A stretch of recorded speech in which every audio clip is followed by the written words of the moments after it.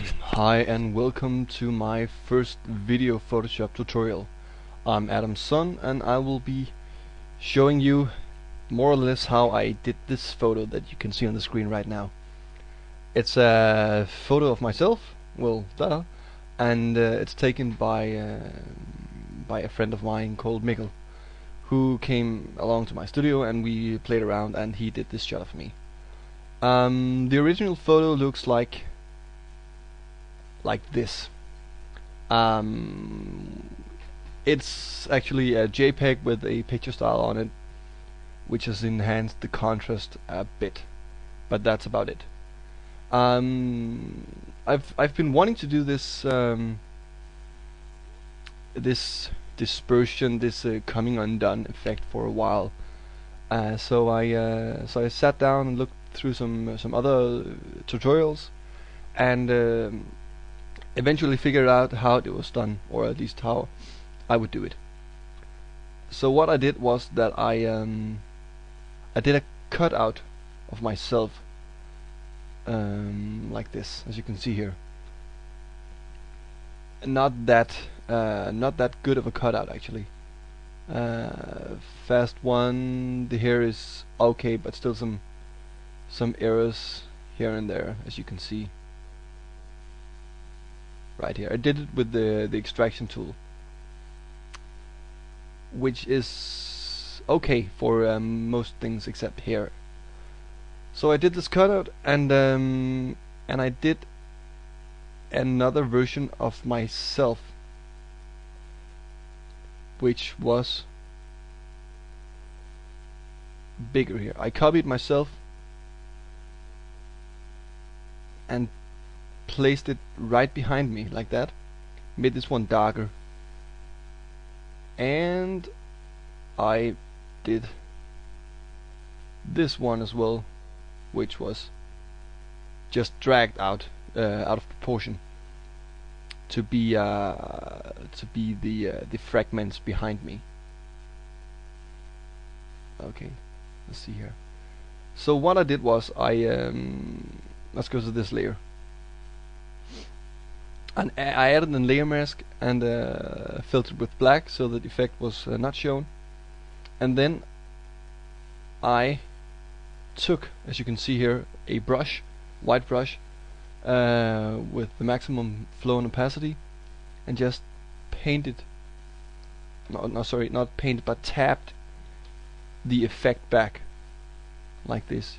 I tapped back the visibility of myself. I did this with varieties of different splatter brushes found online. You can find free brushes all over the place.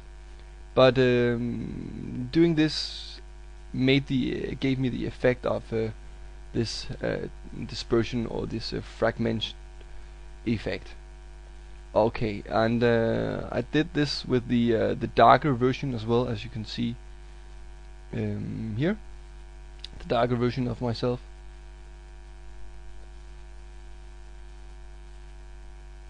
To give it a bit more depth in the final image.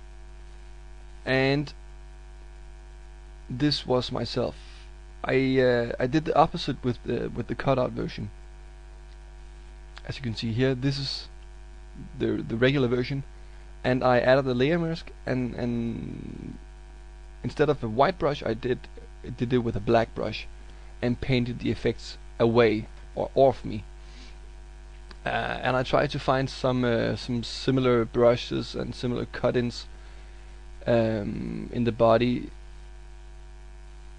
to match the disappearing effects, as you can see up here, around this area. But more basically, it's just a try and error. Try, if you can see, to make something look good actually.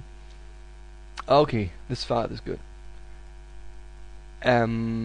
This is more or less the main effect. I added a white background.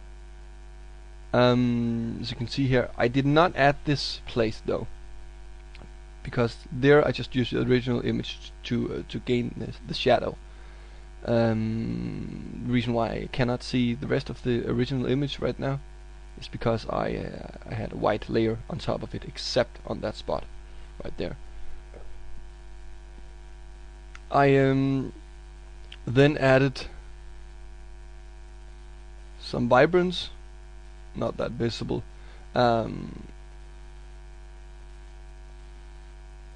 Some curves to make it lighter, especially behind me. You can see how the curves layer is just lifted. And my favorite tool, paint with light.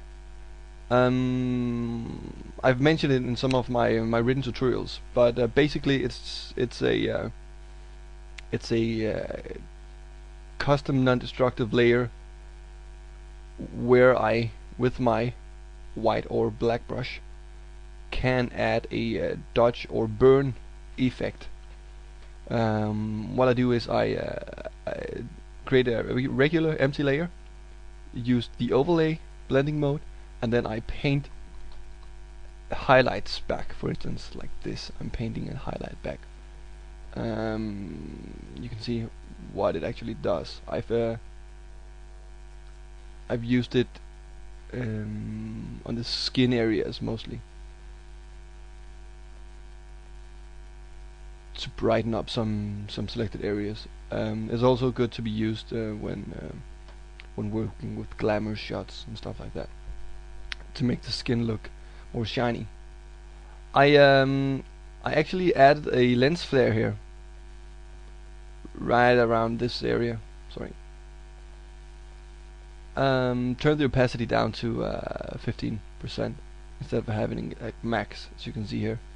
I thought it, in my opinion, it ruined the image a bit. I've done some cross processing, which is giving this. I don't know. At the moment, it seems like it's very used in fashion and stuff like that. So I've grown fond of it as well.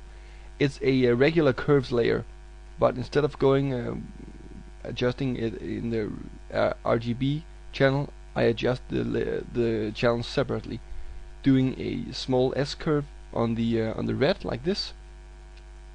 A blue I actually lift it up like this, which means that my black turns a bit bluish, and then I shift a bit down to decrease the contrast on the blue layer channel, sorry, and the green I mimic the red as well, as you can see here.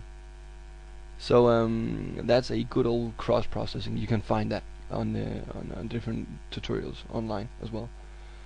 On top I added a colored layer just to brighten up the whole image a bit. Put it on soft light and opacity on 23 or so. This gave it the whole much more brighter look, I would say. But that's basically it. Thank you for listening to this video tutorial and watching it as well. Feel free to come back to my blog and see if I've uploaded some new. I most certainly will.